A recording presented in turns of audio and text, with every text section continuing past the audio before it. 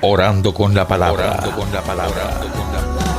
Te damos gracias, Señor Padre Santo, Dios Padre bueno, por el amor que nos tienes y por el amor con el cual manifiestas tu presencia con nosotros.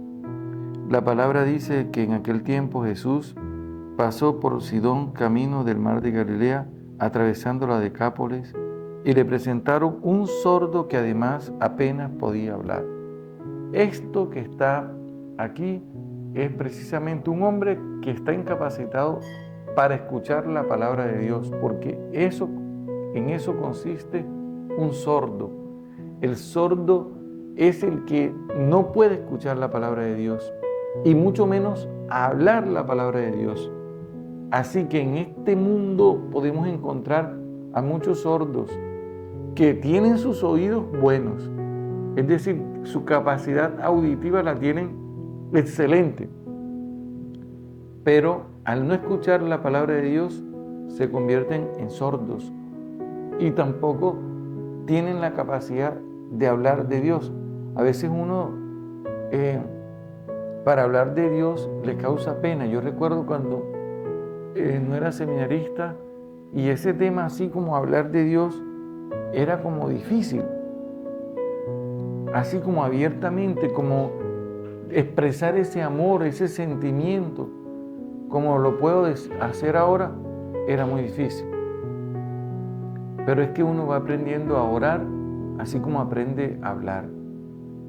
Y uno va aprendiendo a escuchar la palabra de Dios por gracia del mismo Espíritu Santo, como lo escuchó, como la Virgen María, atenta, escuchando la palabra de Dios.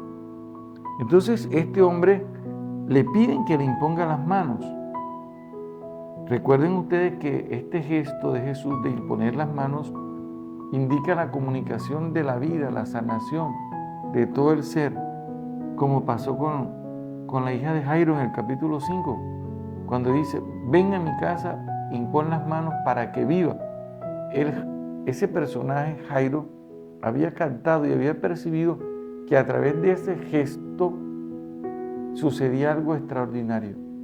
Y también a través de la imposición de las manos se da la comunicación del Espíritu Santo, como va a ser en el capítulo 8 del libro de los Hechos de los Apóstoles, cuando los apóstoles fueron a orar para que los demás, la gente recibiera el Espíritu Santo. Y dice la palabra que Jesús lo primero que hace es que metió los dedos en los oídos de la persona. Fíjate. Y con la saliva le tocó la lengua. Primero le toca los oídos, porque a través de los oídos es que nosotros vamos evolucionando en la escucha de la palabra, como dice Romanos, que la fe nace de la escucha de la palabra. Y después con la saliva, que está relacionada con la doctrina de Jesús. Entonces le tocó la lengua, como hizo con el lodo del capítulo 9, el barro del capítulo 9, cuando sanó al ciego de nacimiento. Dice la palabra que Jesús suspiró y pronunció una palabra, efetá, es decir, ábrete. Y eso es una capacidad para percibir a Dios, esa abertura, esa apertura. Lucas 24, 45 dice que Jesús les abrió la mente para que comprendieran las Escrituras.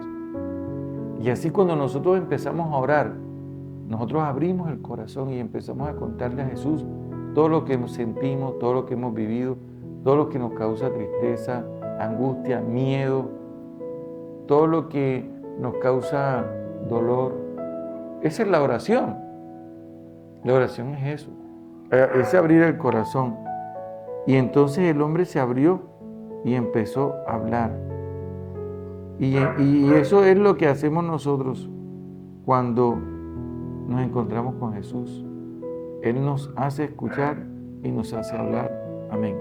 Orando con la palabra. Orando con la palabra.